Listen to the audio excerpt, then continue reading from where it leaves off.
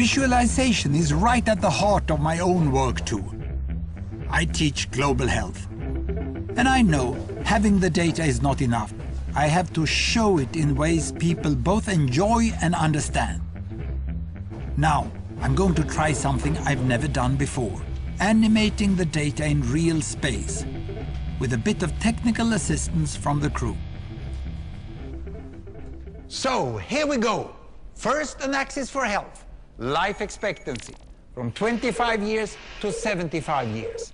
And down here, an axis for wealth, income per person, $400, $4,000, and $40,000.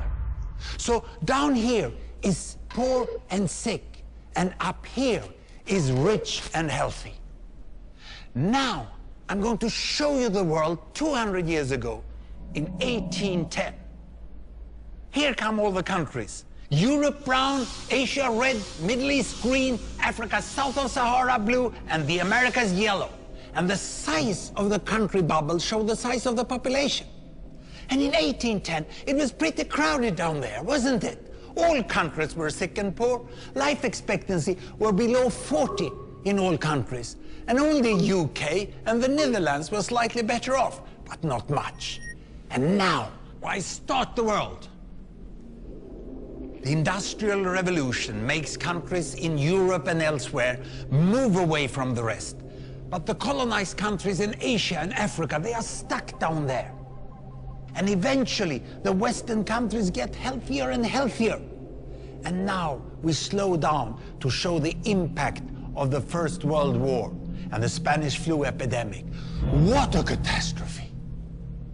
And now I speed up through the 1920s and the 1930s. And in spite of the Great Depression, Western countries forge on towards greater wealth and health. Japan and some others try to follow, but most countries stay down here.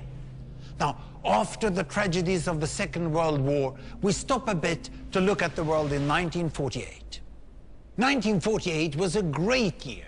The war was over, Sweden topped the medal table at the Winter Olympics, and I was born. But the differences between the countries of the world was wider than ever. United States was in the front, Japan was catching up. Brazil was way behind, Iran was getting a little richer from oil, but still had short lives. And the Asian giants, China, India, Pakistan, Bangladesh and Indonesia, they were still poor and sick down here. But look what is about to happen. Here we go again. In my lifetime, former colonies gained independence, and then finally they started to get healthier and healthier and healthier. And in the 1970s, then countries in Asia and Latin America started to catch up with the Western countries. They became the emerging economies. Some in Africa follows. Some Africans were stuck in civil war and others hit by HIV. And now we can see the world today in the most up-to-date statistics. Most people today live in the middle, but there are huge differences at the same time between the best of countries and the worst of countries. And there are also huge inequalities within countries. These bubbles show country averages, but I can split them. Take China, I can split it into provinces. There goes Shanghai. It has the same wealth and health as Italy today. And there is the poor inland province Guizhou. It is like Pakistan. And if I split it further, the rural parts are like Ghana in Africa. And yet, despite the enormous disparities today, we have seen 200 years of remarkable progress. That huge historical gap between the West and the rest is now closing. We have become an entirely new converging world. And I see a clear trend into the future. With aid, trade, green technology and peace, it's fully possible that everyone can make it to the healthy, wealthy corner. Well, what you just seen in the last few minutes is a story of 200 countries shown over 200 years and beyond.